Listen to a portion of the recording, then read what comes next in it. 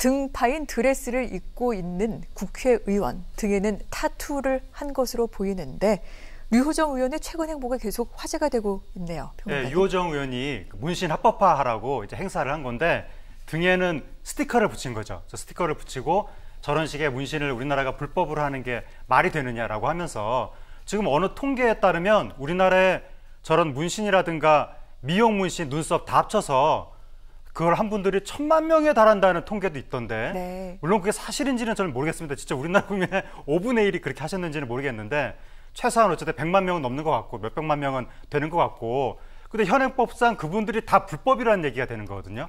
그리고 우리나라 문신사들도 굉장히 많은데 한국 문신사가 세계적으로 명성이 되게 높은데 한국에서 그들이 몽땅 다 불법 활동을 하고 있는 것이고 이거에 말이 안 된다는 얘기는 그전부터 있었는데 이번에 류호정 의원이 강력하게 그걸 주장하면서 국회에서 국회의원 신분으로 저렇게 등이 파인 드레스를 입고 행사를 하니까 그게 굉장히 크게 화제가 됐는데 류호정 의원이 나한테 좀 악플도 많이 생기긴 하지만 이런 행사를 통해서 이 법안이 많은 사람들한테 알려진다면 그것으로 만족한다. 그렇게 또 이야기를 하기도 했습니다. 네.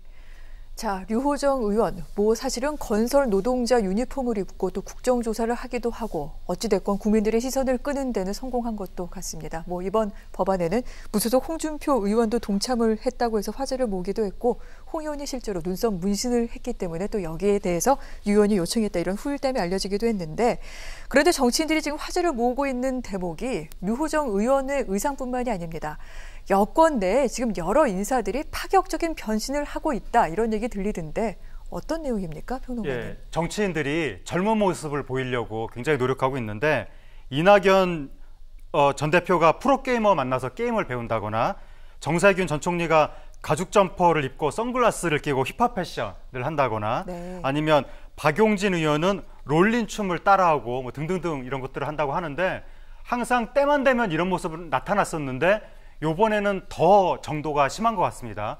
왜냐하면 요번에 젊은 층의 표심이 굉장히 무섭게 나타나고 있는데 나이가 많은 분들, 기성세대는 이른바 꼰대다, 구세대다라고 하면서 좀 배척하는 분위기가 나다 보니까 국회의원들이 지금 위기감을 느끼고 젊은 모습을 보이려고 그러는 것 같은데 지금 나이를 기준으로 나이 먹으면 구세대다 이렇게 구분하는 것은 매우 문제가 있고 우리가 정치인을 선택할 때는 이 사람이 어떤 정책을 추진하는가 그리고 수십 년 동안 어떻게 소신을 지켜왔는가 그걸 보고 판단을 해야지. 그리고 우리나라의 지금 역사적인 과제가 무엇인가 그 과제하고 이 사람의 소신이 맞는가 이걸 보고 판단을 해야지 나이가 몇 살인가 나이 많아 보이는가 적어 보이는가 꼰대인가 이런 식으로 따지는 건 이건 문제가 있는 거거든요. 그래서 우리나라 정치 문화가 지금 뭔가 아주 퇴행하고 있다는 느낌이 드는데 지금 이렇게 나이 기준으로 하는 것보다는 좀 더 경륜이라든가 소신이라든가 이런 것도 충분히 따져보는 그런 문화가 돼야 될 것 같습니다.